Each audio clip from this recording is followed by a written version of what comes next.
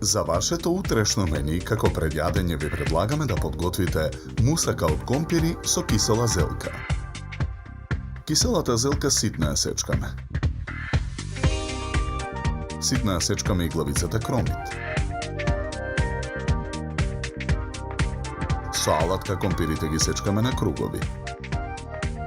Во тенџере на оган со загреано масло го пржиме и сечканиот кромит.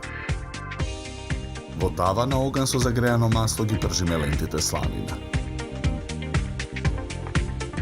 Откако ќе поруменат од двете страни, лентите сланина ги вадиме од тавата и ги ставаме на чинија.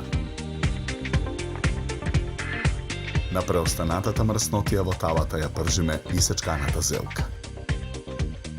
Откако кромидот ќе омекне, во тенџерето го додаваме меленото месо. Посолуваме. Нарасуваме мелен црн пипер. Го додаваме црвениот пипер.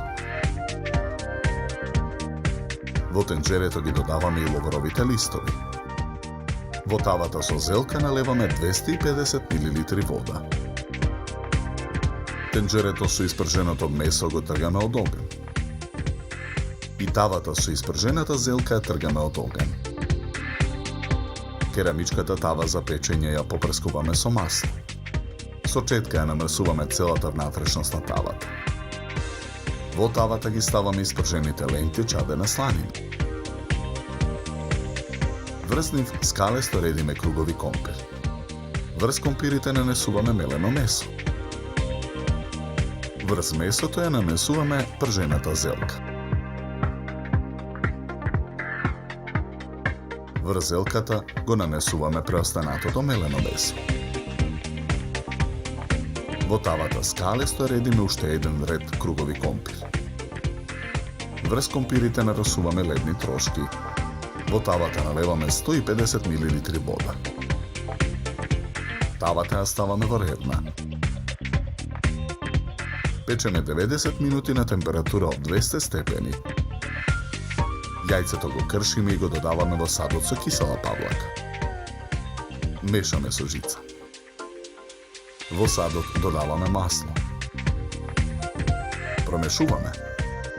Со павлаката со јајце ја преливаме мусаката. Ја враќаме тавата во редна. Печеме уште 30 минути на истата температура. Потоа ја сечеме мусаката на парчиња. Едно парче ставаме на чинија за сервирање. Украсуваме со кетчуп. Врз парчето мусака ставаме една топка кисела павлака и ја нарасуваме со црвен пипер.